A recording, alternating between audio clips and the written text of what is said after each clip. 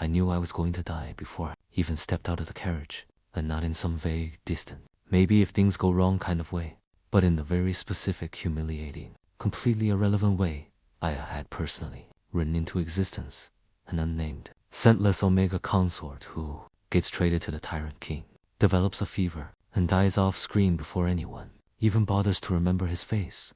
Because this wasn't just any world. This was my world, my manuscript, my mistake. The heat hit me first, not the gentle warm th of a sudden summer, but something oppressive, suffocating, like the air itself had weight and intent, pressing against my lungs as the red stone walls of the Velmora Palace slid past the carriage window, glowing like they been baked, alive under a merciless sun. And when I looked down at myself, at the heavy silk draped over my body, at the deliberate cut exposing my collarbone and throat, at the intricate embroidery that marked me as nothing more than a decorative offering, I didn't panic immediately, because panic was a luxury, and I was on a timer. Chapter 2.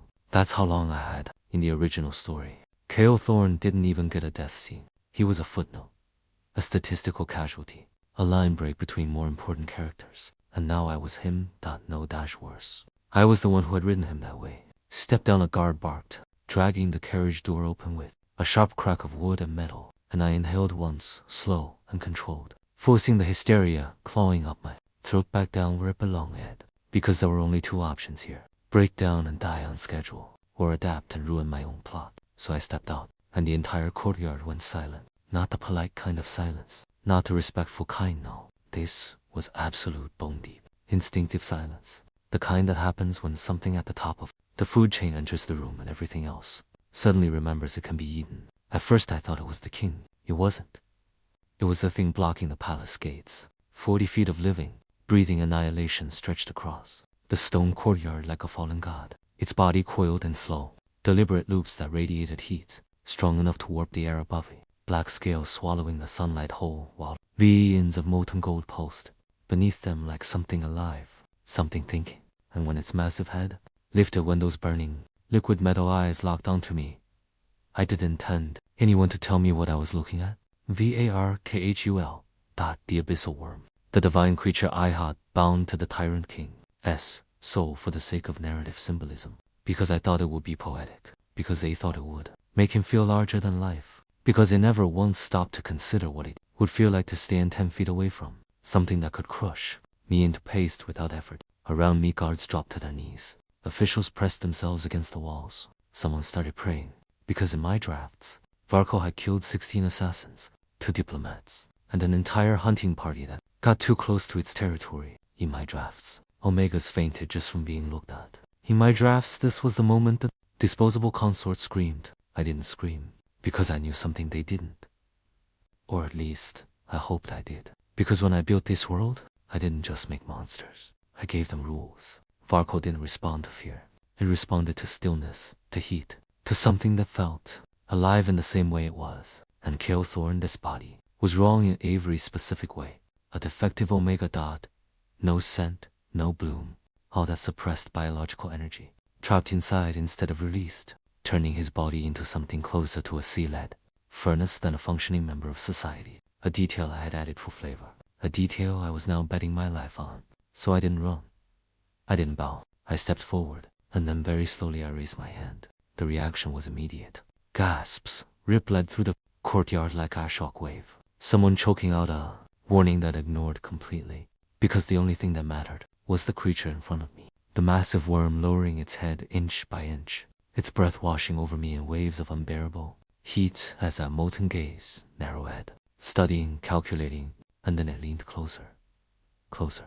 Close enough that I could see my own reflection, warped across its obsidian scales. Okay, I muttered under my breath, because apparently my coping mechanism under extreme stress was sarcasm. You read basically Avery. Large cat with a god complex. I remember writing that Dan take made me regret it. And then, because there was no halfway point anymore, I pressed my hand against its face. The world stopped. For one suspended impossible second, nothing moved. And then Varkal made a sound low deep. Not a roar, not a hiss, something heavier. Something that vibrated through the stone beneath my feet like distant thunder rolling under the earth, and it pushed into my hand.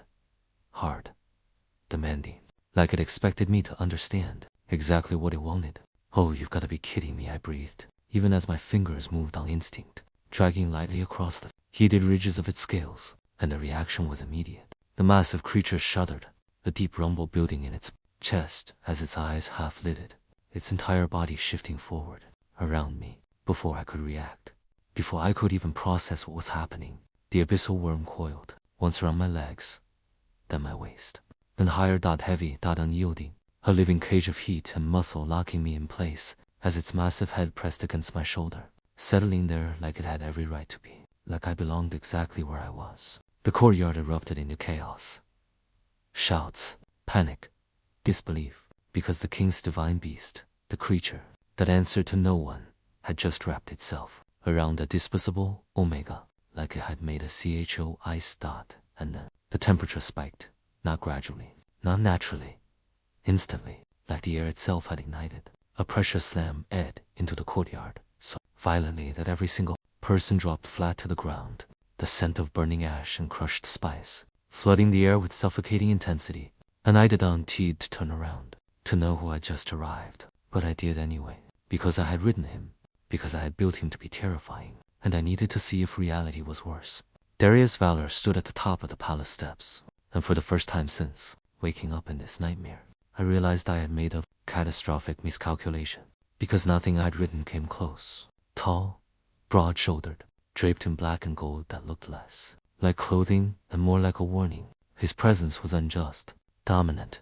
It was oppressive, something physical, something that pressed down on the body and demanded submission, his amber eyes cutting through the chaos below and landing directly on me, on the Omega standing upright in his presser, wrapped in his dragon, holding his gaze. For a long, stretched-out moment, neither of us moved. Then, because apparent lie, I had already lost all sense of self-preservation somewhere between, touching the dragon and not collapsing under the king's Sora. I spoke. "Can you?" I said, my voice somehow steady despite the fact that I was current lie being used as furniture by a Hadavine creature. "Tell your dragon I'm not on the menu." Silence, absolute, dead, silence, and then, for the briefest second, the tyrant king looked like he was about to laugh. If surviving the courtyard had been my first mistake, then believing he could go back to being invisible was my second, because the moment Varko chose me, the story didn't just shift, it broke, cleanly and completely, like a timeline snapping under pressure, and everything he thought a coup de control started, slipping out of my hands one decision at a time. They still send me to the East Wing, technically, officially, politely forgotten, politically insignificant, exactly where a disposable Omega consort was, supposed to disappear until death came quietly and without consequence, except I didn't disappear, because Varko didn't leave, it didn't visit, it relocated. The abyss. Our worm coiled itself into the courtyard, outside my chambers like it had claimed territory, its massive body draped across stone and marble with terrifying ease, molten patterns pulsing faint light beneath its scales as servants approached, with food trays only to freeze, tremble, and slowly set everything down at a distance. When the creature lifted its head and his said low enough to rattle their bones, by sunset the palace had filed no less than 17 panic reports. By midnight, the king had ordered them all ignored, and by the next morning, I understood something was very, very wrong. Because in the original plot, the king never came to the East Wing. He didn't need to, didn't care to, didn't even remember who was placed there. Which meant, when the doors to my private courtyard opened on the third evening, and Darius Valor stepped through the archway like ash shadow given form, I knew with absolute certainty that this was not a coincidence. This was deviation. Dangerous, irreversible deviation. He wasn't dressed for court. No crown, no armor. Just a loose, black tunic that clung to his frame, sleeves pushed back to reveal scarred forearms. The kind of casual presence that somehow felt more threatening than any formal display of power, because it meant he hadn't come here as aching. He had come here because he wanted to, and he wasn't looking at Varko. He was looking at me. "You do not bow," he observed, voice low, smooth, carrying that same underlying weight that made weaker men collapse without thinking. And I didn't move not because I was brave, but because the massive worm current lie, using my lap as a resting place, made kneeling physically impossible. "My neck hurts," I replied, which was a lie. But at this point honesty felt like a war strategy. "And your dragon is heavy." There was a pause. A long one. The kind that stretched just enough to become dangerous. "Then everyone bows," he said. "I imagine that gets boring." I didn't plan to say it. It just happened. And for a moment, just a flicker, something shifted in his expression.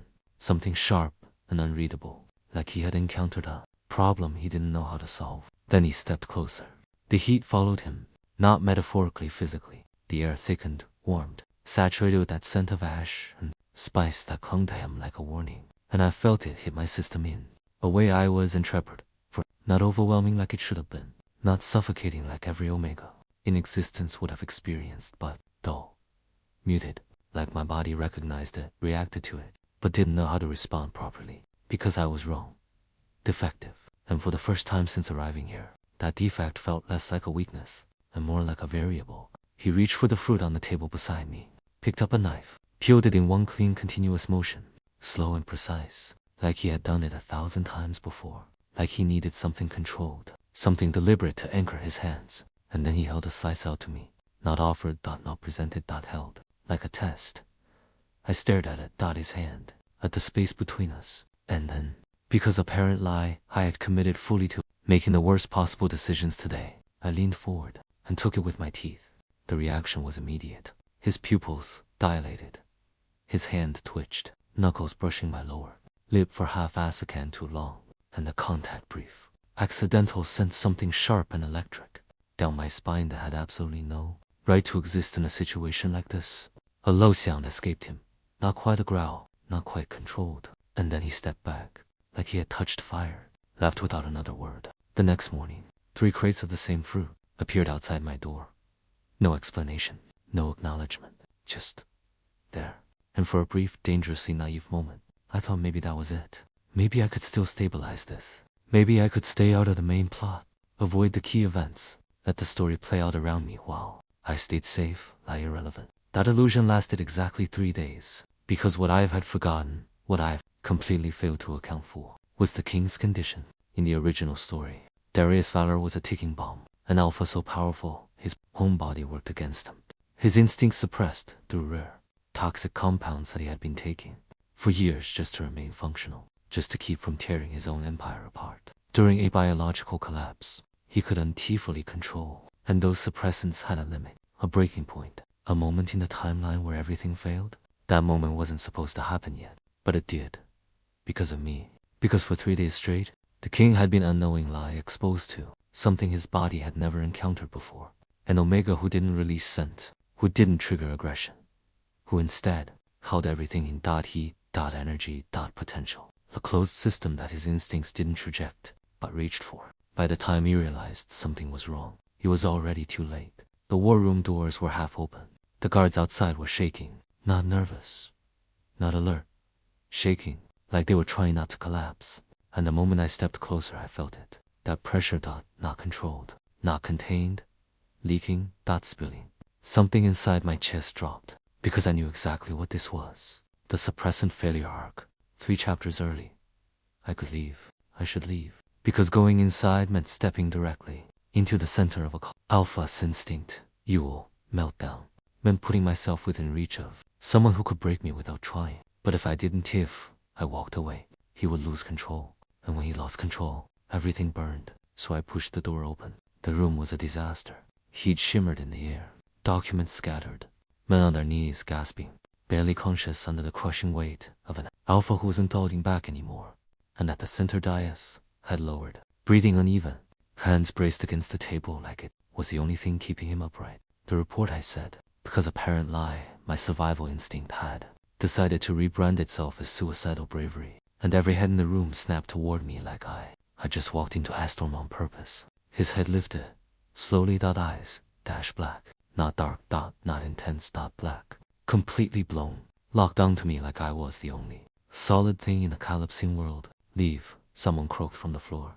I ignored them, walked forward, step by step, until I was close enough to see the tremor in his hands, close enough to feel the heat pouring off him in waves, close enough for him to reach out and grab my wrist. The effect was immediate, instant, violent in its contrast. The pressure vanished, reduced, not weakened, gone, like it had never existed. The air cleared, the suffocating weight lifted, and Darius' valor exhaled. A long, shaking breath like someone who had been drowning and had finally broken the surface. Silence fell. Not fear this time, shock. Because the Tyrant King, the untouchable alpha, who could unteam contact without hurting someone, was holding me, and nothing was breaking. "You're not leaving," he said. Voice lower, now rougher, meant only for me. My heart slammed against my ribs. I whispered back. Because if he stopped pushing back entirely, I wasn't sure what that would mean. Invent a reason. His grip tightened. Not enough to hurt, enough to anchor. "You don't need one." His thumb moved slow, deliberate, across the inside of my wrist. And something shifted, deep, dangerous. Not just in him, in me. Because for the first time, since entering this world, I understood something. I couldn't ignore anymore. This wasn't just deviation. This wasn't just survival. This was dependence. And if I didn't find a way to control it, the story wouldn't just change. It would revolve around me. If the war room had been the moment everything shifted, then the royal reception was the moment everything shattered. Because up until that night, could still pretend this was manageable. Still tell myself that what was happening between me and Darius' valor was temporary, circumstantial, a side effect of biology and proximity that I could outthink if it just stayed careful enough, quiet enough. But the story didn't give me that option. Because the story had a schedule, and right on time the hero arrived. Prince Lucian, ardent, the golden son of the Empire, the man I had written as salvation itself. A perfect counterbalance to the Tyrant King, gentle where Darius was ruthless, compassionate where Darius was feared. The one person in the entire narrative who could stand in the same room as that monster and not bend. In my manuscript, this was the beginning of the end. The first meeting, the first tension, the spark that would eventually ignite a civil war. And I was standing in the middle of it, wearing deep crimson silk that marked me as royal property, trying very hard to become invisible, again in a room that glittered with gold, politics, and carefully concealed hostility. It didn't work, because Lucian saw me immediately. Not glanced, not noticed, saw, like I was something out of place in a painting that was otherwise perfectly composed. And then he walked straight toward me, every step precise, measured, deliberate in a way that made it very clear he knew exactly what he was doing, exactly where he was going, and exactly who he wanted to speak to. His golden hair catching the chandelier light, his expression warm in a way that felt almost unreal in a palace built on fear. "You must be Thorn," he said, voice smooth, carrying easily over the low murmur of the court. And there was something in his eyes, something soft, something dangerously close to pity, that made my stomach tighten. Because I recognized it instantly. This was the version of him I had written, the version that believed he was right. "I've heard about your situation," he continued, lowering his voice just enough to make it feel private without actually being so, which meant everyone nearby could still hear every word. "Being placed in the East Wing, left alone with that creature." He paused, just slightly, because he couldn't smell anything. No omega scent, no bloom, nothing. And confusion flickered across his face for the briefest moment before he smoothed it away. Because Lucian Ardent was nothing if not composed. "I imagine it must be difficult," he finished gently. I should have deflected, should have nodded, should have said something harmless and forgettable that would end the conversation before it became a problem. Instead, "It's quieter than court," I said, and that was when he touched me. Not aggressively, not possessively, just a light, reassuring hand on my arm. A gesture of comfort, of kindness, of everything he was supposed to represent. And the temperature in the room spiked, not gradually, not subtly, instantly, like someone had thrown open the doors to a furnace. The chandeliers flickered, flames bending, shadows stretching, and I didn't have to turn around to know he was here. "Prince." The word cracked through the hall like a whip, low, controlled, and carrying enough raw force behind it that several nobles near the entrance dropped to their knees before they even realized what was happening. Lucian didn't move, didn't step back, didn't remove his hand. He turned slowly, positioning himself just slightly between me and the approaching presence. Not enough to provoke outright, but enough to make a statement, a protective stance, one I had written for him, one that in this moment felt like a mistake. "Your Majesty," Lucian replied smoothly, inclining his head just enough to acknowledge rank without surrendering ground. "I was merely introducing myself to your consort." Darius didn't stop walking, didn't slow, didn't look at anything except the place where Lucian's hand rested on my arm. And there was something in his eyes, something dark, something sharp, something that made the air feel like it was about to split open. "He has a name," Darius said. Quiet, too quiet, the kind of quiet that carried more threat than shouting ever could. The entire hall went still, because this was wrong. The sovereign didn't defend disposable omegas, didn't correct princes, didn't care. Kale, I said, because apparently I had decided to participate in my own destruction at every possible opportunity, and Darius' gaze snapped to me for half a second before returning to Lucian, sharper, now colder. He knows it, Darius said. The sentence didn't make sense. Not structurally, not logically, but the meaning was unmistakable. Take your hand off him. Now? Lucian held the moment, just long enough to prove he could. Then, slowly, deliberately, he lowered his hand. Of course, he said, diplomatic smile perfectly in place. I meant no offense. Darius closed the distance between us in 2 more steps, reached out, and grabbed my wrist. Not gently, not carefully, not firm, not unyielding, not absolute. He pulled me out from behind Lucian in one smooth motion and anchored me at his side, his grip tightening just enough to make the message clear, not to me, but to everyone watching. This is not a request. The moment my body hit his, everything reacted. The heat, the pressure, the scent of ash and spice slamming into my system like a wave that finally found something to break against. And this time it wasn't muted, wasn't distant, wasn't something I could ignore. It hit hard. My breath caught. My pulse spiked. Something deep in my chest, something that had been quiet, dormant, sealed, shifted, opened. And Darius felt it. I saw it in the way his body went still, in the way his grip tightened, in the way his head tilted down just slightly, eyes locking onto mine with a focus so intense it felt like being pinned in place. Because he had been touching me for days, using me to stabilize, holding on without consequence. And this was new. This was different. This was response. I looked up at him, at the man I had written to be a monster, at the king who was supposed to burn this empire to the ground. And instead he was standing between me and the entire court like a shield, like a barrier, like something that refused to let the world touch what he had already claimed. He is not alone, Darius said. And the words landed like a verdict. Lucian's expression changed. Not dramatically, not obviously, but enough. Enough for me to see the crack, the realization. Because this wasn't how the story went. This wasn't how I had written it. Is that so? Lucian said softly. And there it was. The first thread of something sharper than kindness. Something that looked a lot more like challenge. Darius didn't respond. Didn't need to. He turned, pulled me with him, and walked out of the hall like nothing behind us mattered. Like the court, the prince, the entire carefully balanced political structure was irrelevant. My wrist burned where he held me. My pulse wouldn't slow.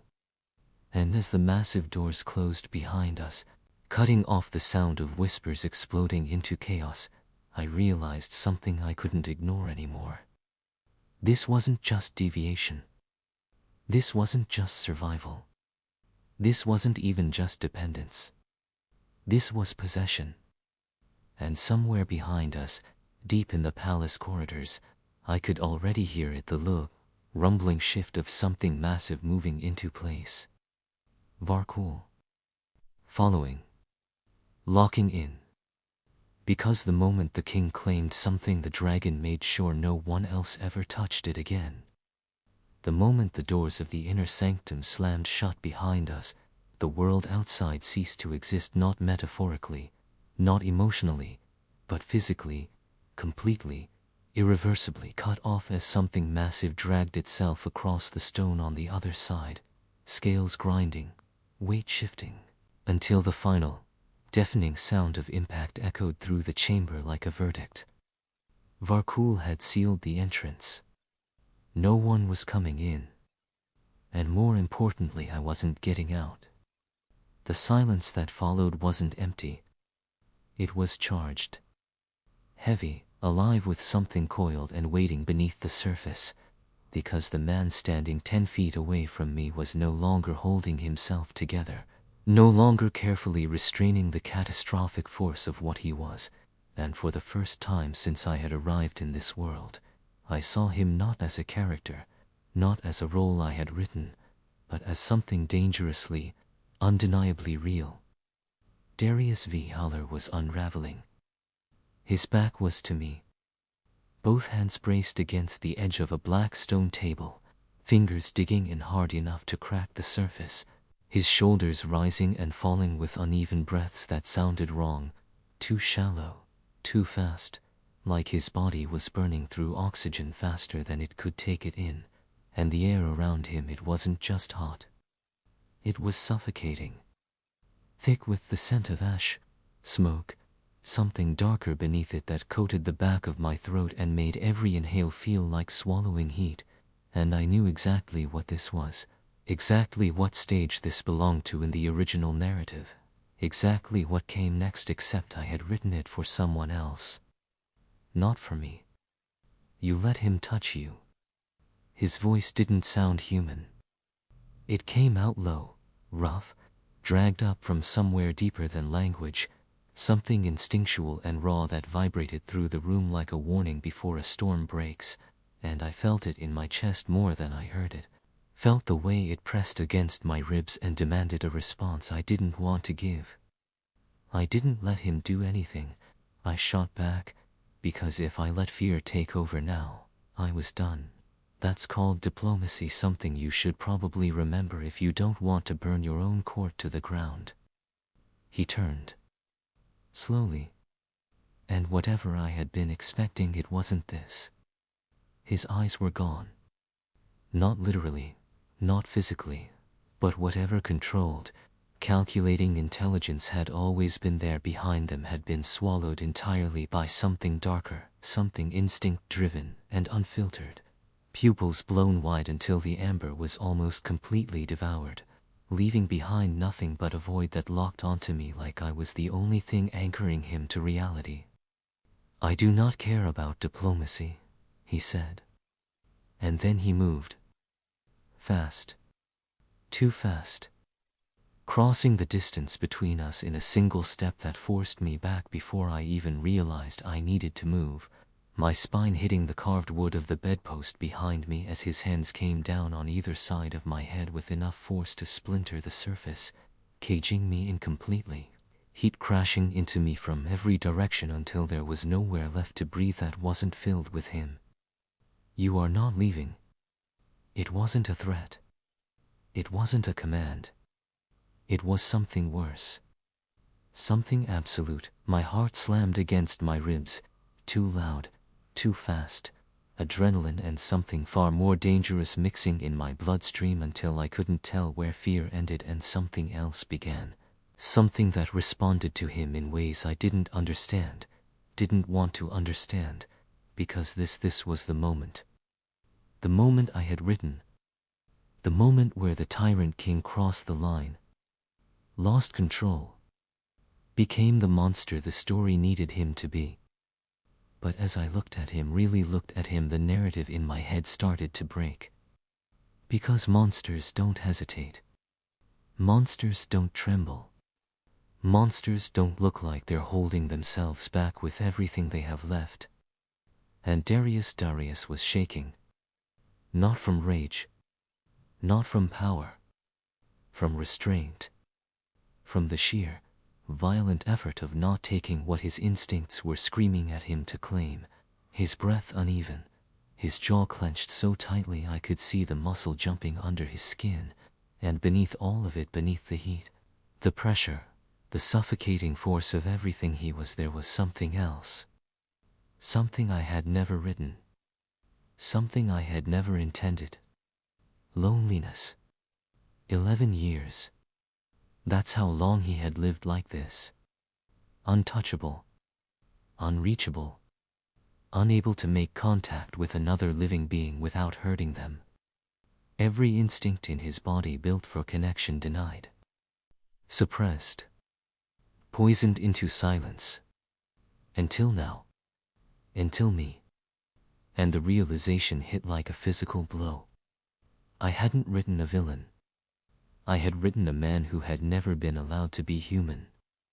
Darius, I said, and the name came out softer than I intended, stripped of deflection, stripped of sarcasm, because none of that mattered anymore.